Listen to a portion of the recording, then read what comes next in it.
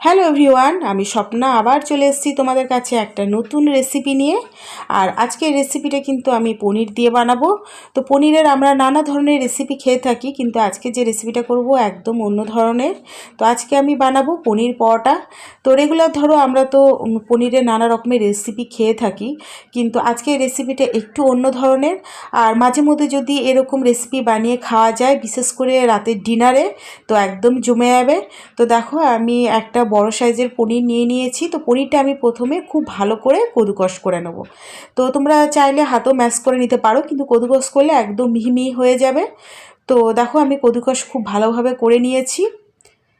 তো আজকে যে রেসিপিটা আমি বানাতে চলেছি সেটা কিন্তু রাতে খেতে বেশি ভালো লাগবে, কারণ আমরা বেশিরভাগই কিন্তু রাতে সবাই রুটি খেয়ে থাকি।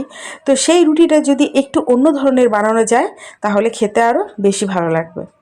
তো দেখো আমি পরিমাণ মতো দিয়ে দিলাম নুন, আর পরিমাণ মতো দিয়ে দিলাম হলুদ। এরপরে আমি দিয়ে দিলাম 1 চামচ ধনে গুঁড়ো আর 1 চামচ জিরে গুঁড়ো। তো এর মধ্যে আমার নুন, হলুদ, ধনে গুঁড়ো, জিরে গুঁড়ো দেওয়া হয়ে গেছে। এরপরে সামান্য পরিমাণে দিয়ে দিলাম গোটা জোয়ান। আর যেটা কম্পালসারি যে মশলাটা দিতে হবে সেটা হলো আমচুর পাউডার। তো আমচুর পাউডার এখানে আমি 1.5 চামচের মতন ব্যবহার করছি, কারণ যেহেতু পনিরটা আমার বড় সাইজের একটা আছে, তো সেই কারণে 1.5 চামচের মতন আমি আমচুর পাউডার দিয়েছি। আর দিয়ে দেবো 1 চামচের মতন লঙ্কা পাউডার। তো লঙ্কা পাউডারটা আমি একটু কম ব্যবহার করলাম, কারণ আমাদের বাড়িতে ঝাল সেরকম কেউ খায় না।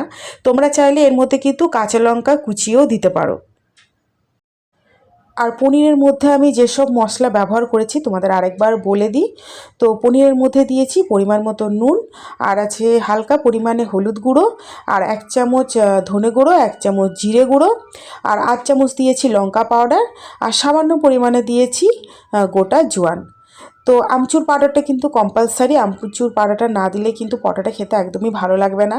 তো যেহেতু আমি একটা বড় সাইজের পনির নিয়েছি, তো সেখানে আমি 1.5 চামচ আমচুর পাউডার দিয়েছি। তোমরা যদি এর থেকে বেশি পরিমাণে পনির নাও তো 2 চামচের মতন আমচুর পাউডার ব্যবহার করতে পারো। আর আমি লঙ্কা পাউডার ব্যবহার করেছি একদম কম পরিমাণে, কারণ আমাদের বাড়িতে সেরকম ঝাল কেউ খায় না। তো তোমরা চাইলে লঙ্কা পাউডারের বদলে কাঁচা লঙ্কা কুচিয়ে দিতে পারো। তো পনিরের সাথে আমি সব মশলাটা খুব ভালোভাবে মাখিয়ে নিয়েছি। আর আটা যে আমি মেখেছি তার মধ্যে কিন্তু কোনো রকম ময়াম আমি এখানে ব্যবহার করিনি। পরিমাণ মতো নুন দিয়ে আমি আটাটা আধ ঘন্টা মেখে রেখে দিয়েছিলাম। তো তোমরা চাইলে আটা যখন মাখবে হালকা পরিমাণে ময়াম দিতে পারো। তো আমি যে আটার ডোটা নিয়েছি সেটা কিন্তু যেরকম আমরা রুটির ডো নিই তার থেকে একটু ছোট সাইজের, একদম না ছোট সাইজের আর খুব একটা বড় সাইজেরও নয়। তো আমরা যেরকম রুটি বানাই তার থেকে একটু ছোট সাইজের আমি ডো নিয়েছি। তো প্রথমে আমি আটার ডোটা বাটির মতো করে নিয়েছি, তার মধ্যে আমি 1 থেকে 1.5 চামচ পনিরের মশলাটা দিয়েছি। তো দেখো এই সাইজের হবে। আর এর থেকে একটু বেশি বড় সাইজের করলেও মোটা হয়ে যাবে, খেতে ভালো লাগবে না। আর একদম যদি পাতলা করো তাহলে যখন পরোটাটা বানাবে শক্ত হয়ে যাবে।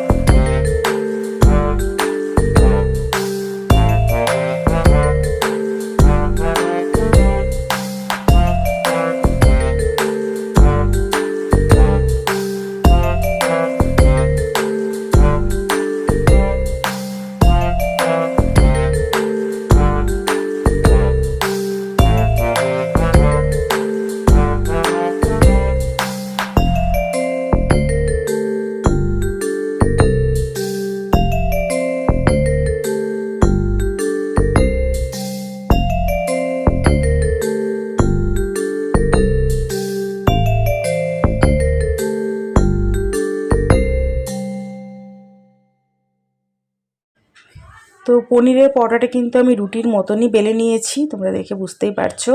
আর প্রত্যেকটা পনির পরোটা কিন্তু খুব ভালোভাবে ফুলছে। তো এইভাবে তোমরা একবার ট্রাই করে দেখবে, আশা করি খুবই ভালো লাগবে।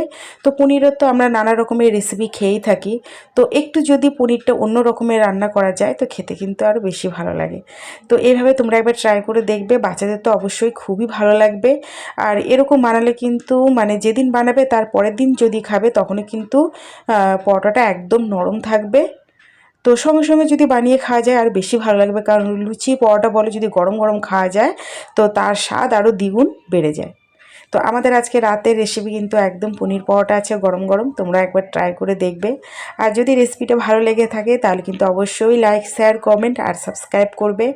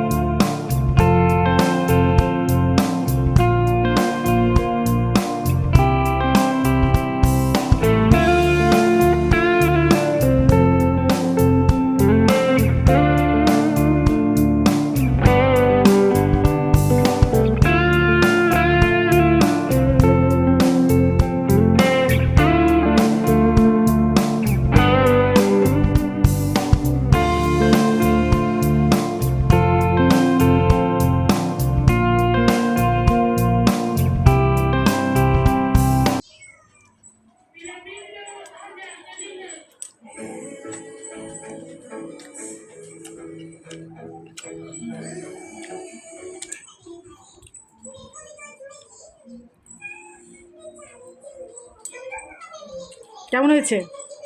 ভালো হয়েছে? খেতে ঠিক আছে? হ্যাঁ।